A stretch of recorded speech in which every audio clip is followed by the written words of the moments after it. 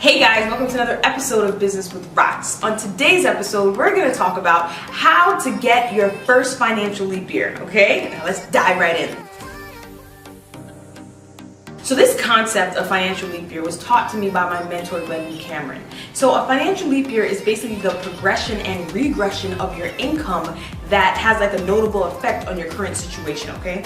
So for example, for me, I had 3 to 4 financial leap years in my life, maybe more. Maybe as I go through my examples with you right now, it's gonna probably be more or less, we'll see. My first financial leap year was from when I was in high school. You know, when you're a high school kid, freshman year, coming into school, coming out of middle school, basically, you know, you get allowance from your parents. My mom gave me some money, you know, I think it was like, I forgot how much it was, like 20 bucks a week or something like that, and you feel like that's all you needed because it was school lunch. But then when I started selling candy out of my brother's Nike shoebox, I started making $80 a day.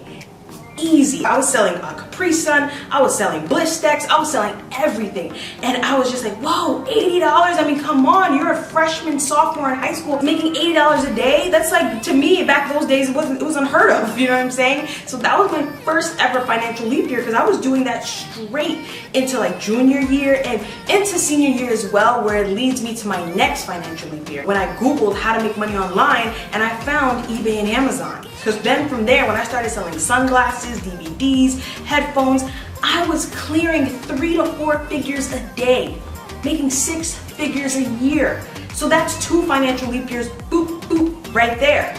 My next financial leap year was from the products from China, from DHgate, Trade Tang, Alibaba. I didn't use AliExpress yet.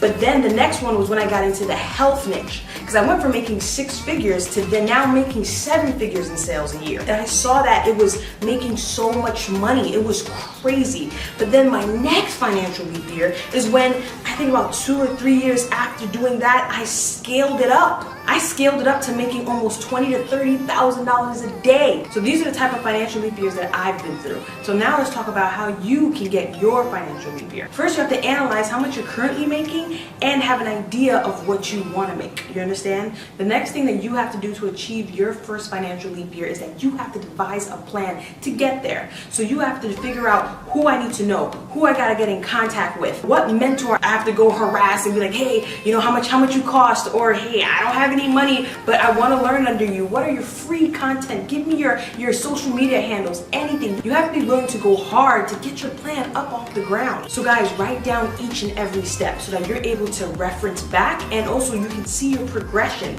You can see if like, okay, I nailed that. All right, I did that. And also see if you're kind of being a bit lackadaisical and see if you're regressing on that journey for your first financial leap year or your next financial leap year or wherever position you're in. But you want to write those steps down so you can go back to it and be like, okay, I'm on the right track. And you have to be able to mentally prepare yourself for that journey. Because listen, nothing is easy. Nothing is going to be given to you, guys. You have to be able to have the mindset to prepare yourself for the trials and tribulations that come on this path. The next thing, guys, is that you have to be able to adapt millionaire and billionaire habits, okay? These people wake up early, go to sleep late. You understand? Don't get me wrong, they get their good nights of sleep because it's not always team hashtag no sleep. Enough of team hashtag no sleep equals team hashtag you're dead. You understand what I'm saying? So take care of yourself. These millionaire and billionaire habits involve going to the gym, involve eating right, involve reading inspirational and motivational books, constantly having daily affirmations,